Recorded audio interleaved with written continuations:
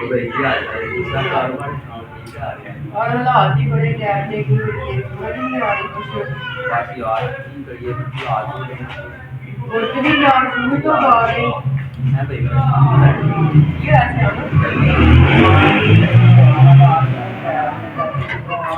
कारोबार किते चलना नहीं पिया किधर जाए बंदा की करे बाकी बड़े हालात खराब ने मैं तो कहना शहर चलिए शहर केड़े शहर दूसरे शहर चली दूसरे शहर जाने शहर को साड़ी तकलीफ ठीक है किते शहर चलने कारोबार लभने जा नहीं साडे शहर दी तो कारोबार नहीं फिर जाके लगने पिंड जी की कारोबार पिंड च नहीं कारोबार शहर चलने को यार शहर चलने हैं ठीक है तो शहर यार कारोबार आगे देखिए कुछ बनना यार मान जाके मैं कहीं कारोबार हो रहा है तो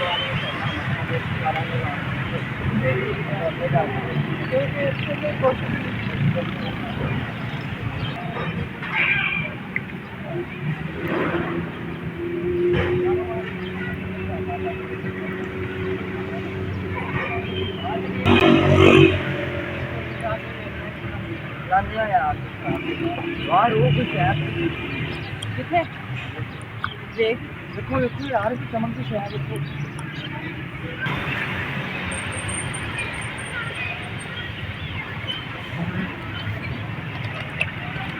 सोने की यार यार करेंगे सुनी गई साडी रस्ते जी कम यार मेरी गल सुनी ते साडी गई है पैसे ਸਾਨੂੰ ਲੱਭ ਗਏ हाँ जो ठीक है ना ਰੱਬ ਨੇ ਸਾਡੀ ਸੁਣੀ ਹੈ ਸਾਡਾ ਕਾਰੋਬਾਰ ਹੋਣਾ ਦੀ ਗਰੀਬ ਨਹੀਂ ਹੁੰਦੇ ਸਾਨੂੰ ਯਾਰ ਇਹਦੇ ਦਾ ਤਿੰਨ ਹਿੱਸੇ ਹੋਣੇ ਚਾਹੀਦੇ ਨੇ ਇੱਕ ਤੇਰਾ ਇੱਕ ਮੇਰਾ ਠੀਕ ਹੈ ਇਹ ਇੱਕ ਹੈਗੀ ਹੈ ਤਕਰੀਬਨ 12 13 ਲੱਖ ਦੀ ਹੈਗੀ ਹੈ ਸਾਨੂੰ ਸਾਰੀ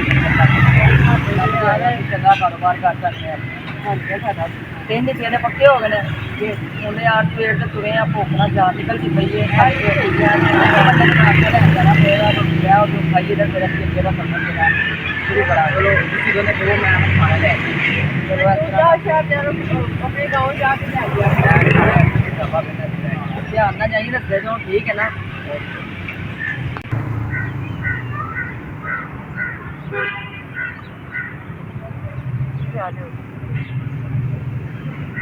ਉਹੀ ਸੋਚ ਰਿਹਾ ਜੋ ਮੈਂ ਸੋਚ ਰਿਹਾ बाकी मेरा भी माइंड बन रहा है यार ਯਾਰ ਇਹਦੇ ਤਿੰਨ ਹਿੱਸੇ ਨਹੀਂ ਹੋਣੇ ਚਾਹੀਦੇ ਦੋ ਹਿੱਸੇ ਕਰ ਦਿਓ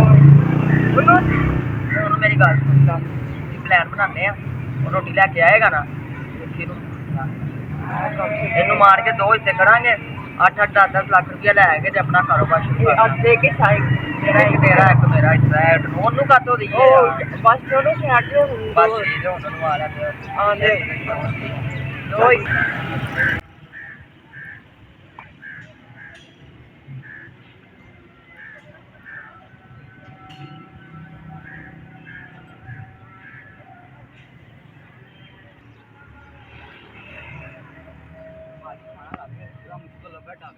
यार इतनी देर लगा के आया टाइम लगता है यार भूख इतनी लगी हुई है इतनी दूरी आना कुछ लगता ही नहीं रखो यार रोटी तो रखो मैं करा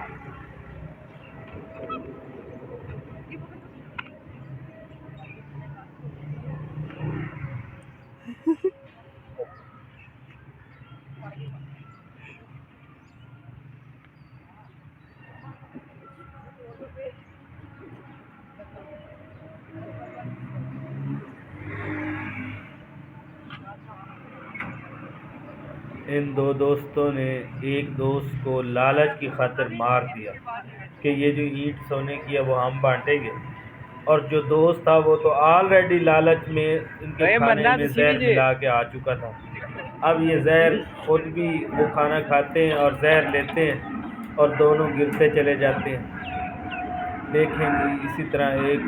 ने भी खाया वो जहर से, वो निढाल है, दूसरा भी जहर से निढाल है। इसी तरह क्या हुआ, एक दोस्त को इन्होंने मार दिया और वो जहर खाने में जहर डाल के लाया था वो भी मर गया। तो इस तरह इस कहानी का क्या हुआ, इस कहानी का नतीजा निकला लालच बुरी बला है। लालच जो है वो हर चीज़ को तबाह कर देता है। हमें चाहिए कि हम लालच से बचें। अल्लाह हाफ़िज़।